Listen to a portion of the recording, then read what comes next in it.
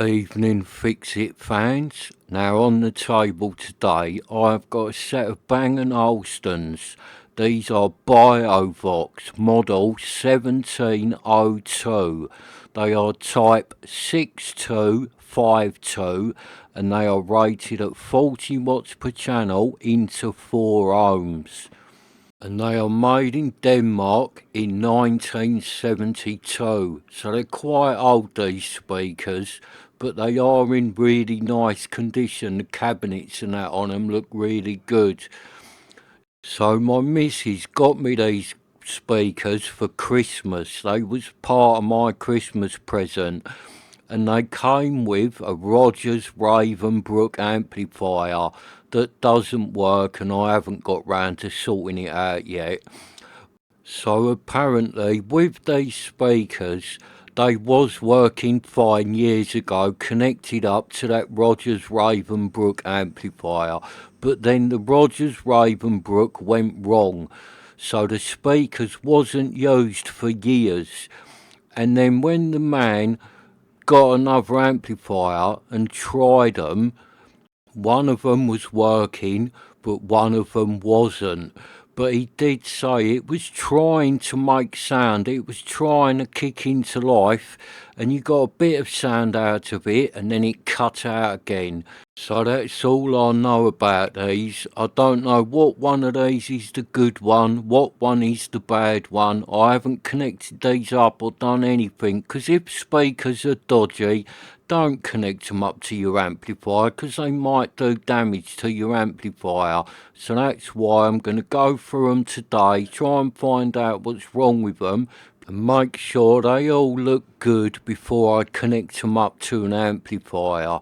I do it with everything. Everything I buy gets opened up and gone right through before I start using it, just to make sure that the bodgers haven't been in there, or the tinkering fairies, as my friend Ray calls them. Hey Ray, that's right, ain't it, mate? The tinkering fairies get in everywhere, and they don't know what they're doing, and they just bodge everything while no one is looking.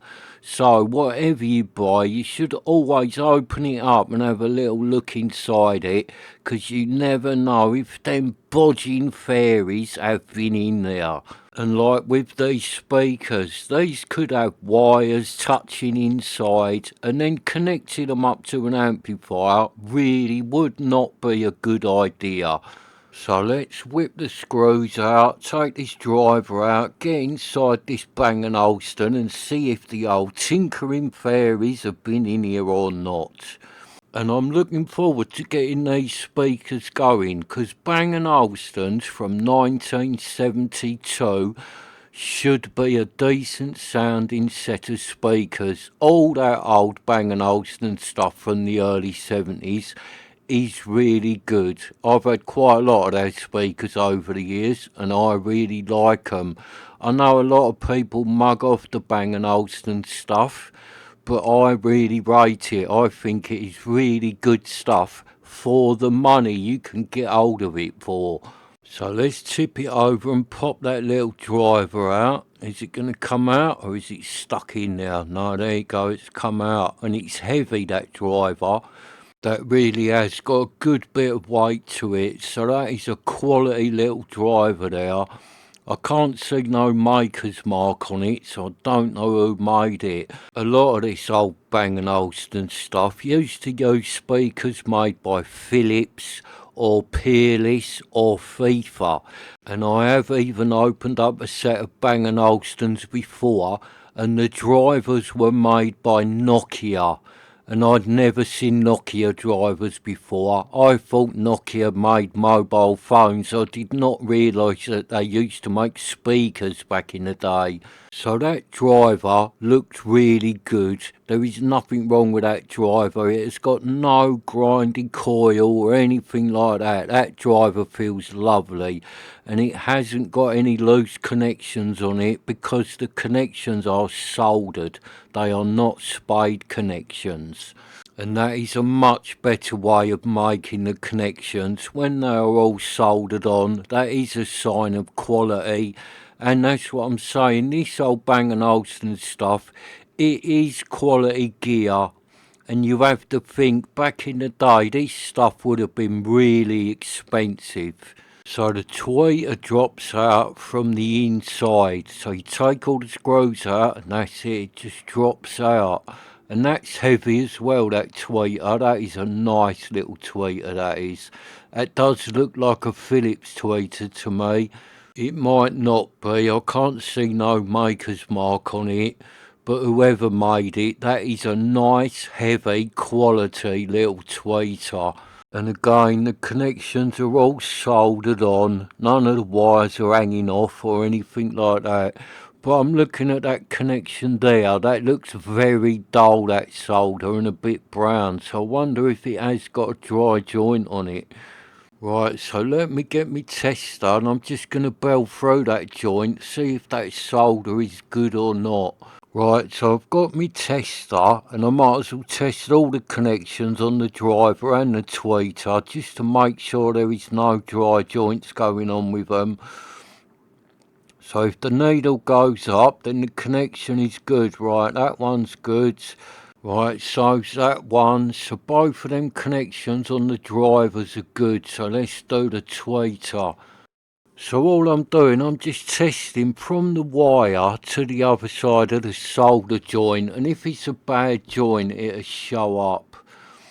So this is the joint that didn't look very good. It looks a bit dull and brown, this one. No, but there is nothing wrong with that. The needle went up and stayed up. So let's try this one. Let's get in now. Right, same again, there's nothing wrong with that joint, so all the solder joints going to the tweeter and the driver are fine. So let's get into the crossover and have a look at that. And look at that nice bit of proper wall going on in these. See what I mean? These are quality, these little Bang & Olufsens. That's a sign of quality when there's proper wall inside them and a load of it as well. So the crossover in these is at the back and it's screwed to the cabinet with a couple of screws, and that is a nice crossover in there. That is not a cheap budget crossover. It's not the world's greatest crossover, but that is a pretty decent crossover for a little set of speakers. So you've got two nice big coils in there, you've got three capacitors. And I'm just looking at them capacitors now. None of them look swollen or like they've been leaking or anything. All the connections look good on that lot. And look in there, Ray. Look, Ray. It doesn't look like the tinkering fairies have been anywhere near these Bang & Olufsens. And that's quite rare, mate, isn't it? Over 50 years old and not a bodger's hallmark in sight. So that looks good, that crossover. I am happy with that. Nothing looks damaged, nothing looks blown. That looks really good, that crossover. So I'll put the camera back on the tripod, and all I'm going to do now is test right through from the ends of the speaker cable right up to the drivers and the tweeters. So I shall test right through the crossover. And then if I don't get a reading, if the needle does not go up, then that tells me that there is a bad connection somewhere or a broken connection. But if it tests right through and the needle goes up, then I'm going to connect this speaker up to an amplifier and see if I can get any sound out of it. Right, so let's bell right through it, see what's going on. So the tester's working, the needle went up. So if I get hold of the end of one of the speaker cables and go to the speaker, right, the needle's shot up. So that is testing right through on that one. That is making a good connection right through all the circuits. So let's try the other one. Right, same again, needle shot up, so there's nothing wrong with that. So I'm happy to connect this up to an amp, and as my little Sansui 310 is sitting here, let's connect it up to this Sansui and see if we can get sound out of this Bang & Olufsen speaker. So that's the speaker connected up to the back of the Sansui, and I just stopped my CD player so I don't get hit with a copyright claim for playing T-Rex on the channel, because I can't afford to pay a big fine. I've got a load more broken amplifiers to buy. So let's turn on the Sansui and see if we can get any sound out of the little Bang & Olufsen speaker. If we can tune, here we go, here we go. Right, so that speaker is working. Nice, so that one's working. It sounded alright actually. Yeah, see? That speaker's going like a good one. So let's shut that off and put the speaker back together. So let's get this nice wool sound deadening back in now. And what you want to do is sort of line the box, try and cover all the wood. So let's just get them last few bits in now. Chuck that bit in. I'll put that bit right up the top, and I'm just feeling round to make sure I have covered everywhere, because you don't want no bare wood showing. To line this bit at the bottom, make a nice little nest for the driver to sit in, and let's pop the driver back in. And I want to try and untangle these wires if I can, because you see there, the wires going to the driver wrap right round the tweeter wires, and that could interfere with the sound. They might be interfering with each other, they might not, but it's better to keep your wires separate if you can. So if I thread the driver through there you go, no crosses, nothing will be touching when they go back in, and it might not make a blind bit of difference, but it will make me happier. So let's pop the tweeter back in, and with this sound deadening that you've just watched me put in now, when I was a kid, I used to play around with that all the time, changing it for different materials, putting more in, putting less in, and it really is surprising how you can change the sound of your speakers by playing around with that soundproofing inside them. I used to use like old woolly jumpers and things like that. I'd spend hours playing around with them, and it is really surprising how much you can change the sound of your speakers. I think you can get bigger changes by playing around with what's inside them than you can by changing your speaker cables. Or you can do both, innit? You can change your sound deadening and your speaker cables, and then you really can get some big differences.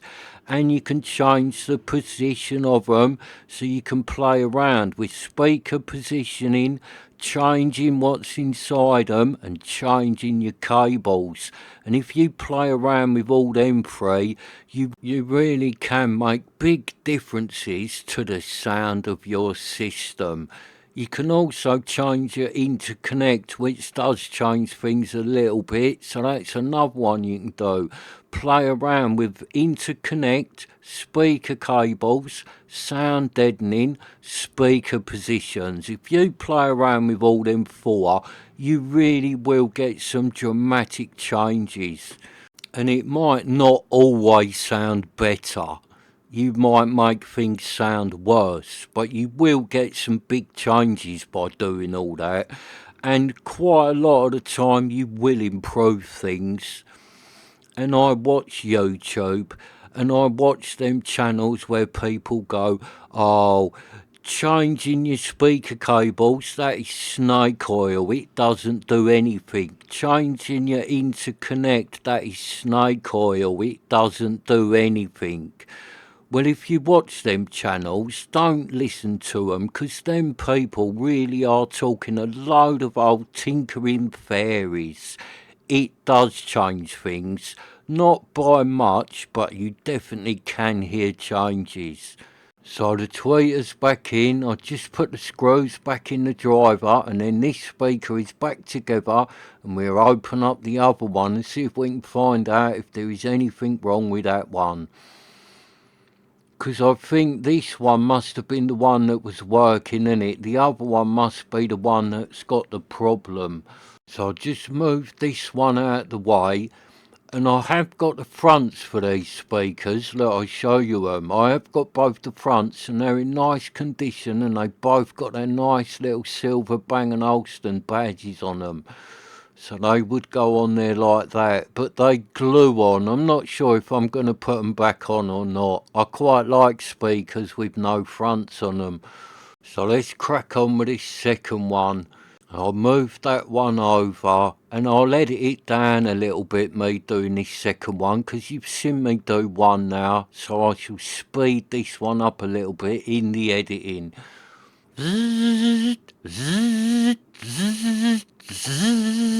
So let's pop out the driver. Right, and again, there's no connections hanging off. Driver looks good. Yeah, looks nice, that driver. I can't see no damage to it. No coil rub or anything like that. It feels really nice, that driver. So I would say there is nothing wrong with that driver. Bzzz, bzzz, bzzz, bzzz. Take the tweeter out. Yeah, no connections have fell off of that tweeter. That tweeter looks good. So let's take out all this nice sound deadening wool. Get the rest of it out so I can get to the crossover. So I'll get the camera off of the tripod and get you in now and we'll have a look at this crossover. And I'm looking at that crossover there. See that grey capacitor at the bottom there? The top of it does look like it's bulging a bit, so I'm going to have to take this crossover out and give it a bit of a further examination, because it does definitely look like that capacitor is bulging at the top. That bottom one there with like the grey plastic cover on it, not the silver ones, they look good. That one there at the bottom. But look in there again, Ray. Over 50 years old, mate, and by the look of it, no tinkering, bodging fairies have been in this one either. So I've just took the two screws out that hold the crossover in, and let's get the crossover out so I can have a better look at that capacitor.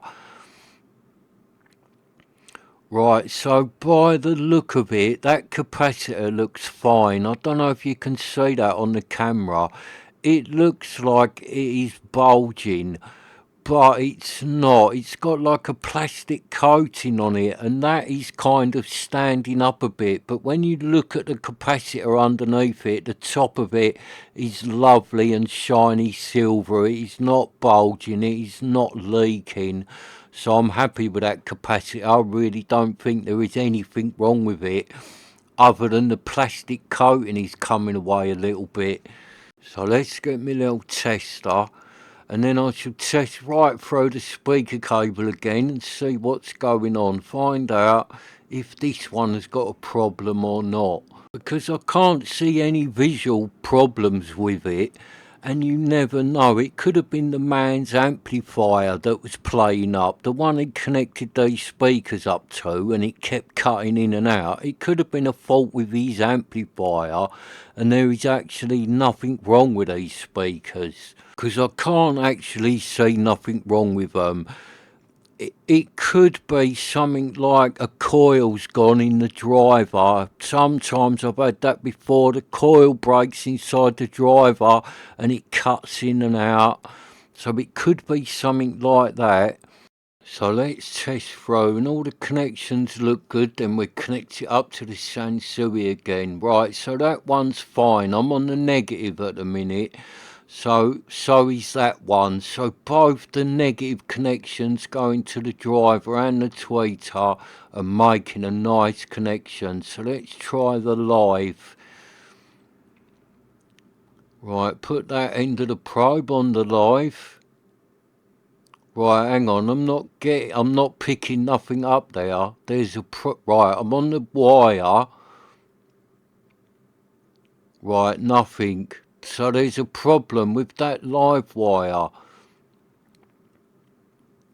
Let's put it on now, and right, if I'm wiggling that little wire about, it's making a connection. Right, so that's a dry solder joint, or a little break in that speaker wire right at the end where it solders on.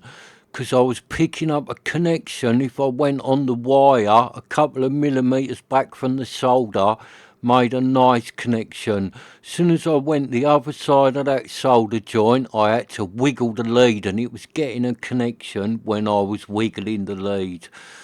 Right, so let's just check that again. Right, so I want to check the tweeter. Right, so that live is making a really good connection up to the tweeter. But if I do it onto the driver, right, there is nothing. And then if I wiggle the lead, if I wiggle it about, all of a sudden it makes a connection. So yeah, 100%, that's a dry solder joint or a little tiny break in the very end of that speaker wire.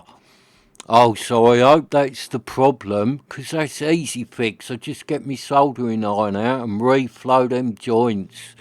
So I've just grabbed me soldering iron and I'll plug it in. I'll put it over here on this little bit of metal so it doesn't melt anything, and give that a minute to warm up. And while that's warming up, I shall put the crossover back in.